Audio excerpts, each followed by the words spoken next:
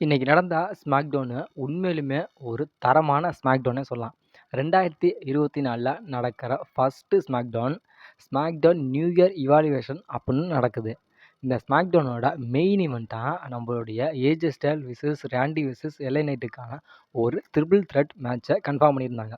அதாவது இந்த மேட்ச்சில் யார் வின் பண்ணுறாங்களோ அவங்க ராயல் ரம்பிள்ல ரோமன் ரெயின்ஸ் கூட அன்டிஸ்பியூட்டட் யுனிவர்சல் சாம்பியன்ஷிப்புக்காக மோதுவாங்க அப்படின்னு சொல்லப்பட்டுச்சு. இந்த மேட்ச்சு உண்மையிலுமே நம்மளுடைய ராண்டியும் சரி, நம்மளுடைய எல்ஐ நைட்டும் சரி, நம்மளுடைய ஏஜாவும் சரி, அவங்களோட திறமைய அதிகமாவே இதில காட்டுனாங்க.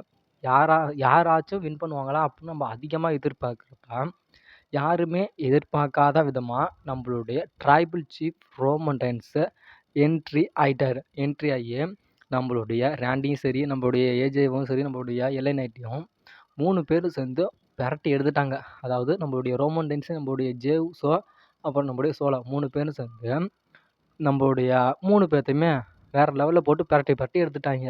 இதில மெயின் ஈவெண்ட்டா அதாவது எப்படி சொல்றதுன்னா, நம்மளுடைய ரோமன் ரெயின்ஸும் நம்மளுடைய சோலோவும் ஒண்ணா சேர்ந்து நம்மளுடைய ராண்டிய அட்டாக் பண்ணாங்க பாரு, அதெல்லாம் உண்மையிலுமே வேற லெவல். நம்மளுடைய ரோமன் ரெயின்ஸ் ஸ்பியருக்கும், நம்மளுடைய சோலோ சிக்காவுக்கும் அந்த சமோன் ஸ்பைக்கும் 2 பேரும் ஒண்ணா நம்ம ராண்டிக்கு குடுத்தது உண்மையிலுமே அது வேற லெவலா இருந்துச்சு ஆனா. இந்த மேட்சை நம்மளுடைய நிக் ஆடில்ஸ் பார்த்துக்கிட்டு இருக்காரு. நீங்க என்னதான் பண்ணுவீங்கன்னு தெரியல. நீங்க பண்ணுங்கடா. நான் வெயிட் பண்ணி பார்க்குறேன். நீங்க என்னதான் பண்ணுவீங்கன்ட்டு நம்மளுடைய நிக் ஆடில்ஸ் நின்னுக்கிட்டே இருக்காரு. அதுக்கப்புறம் நம்மளுடைய பால் ஹேமன்ட்ட சொல்றாரு. நீங்க பண்றதெல்லாம் பண்ணி முடிச்சிட்டீங்களா? இதுக்கு இருங்க அப்படின்னு சொல்லிட்டு ஒரு அனௌன்ஸ் பண்றாரு. அதாவது நம்மளுடைய பால் ஹேமன்ட்ட சொல்றாரு. ராயல் ரம்பிள்ல ஒரு ஃபேட்டல் 4-வே மேட்ச் இருக்கு அப்படின்னு நம்மளுடைய நிக் ஆடில்ஸ் நம்மளுடைய பால் ஹேமன்ட்ட சொல்றாரு.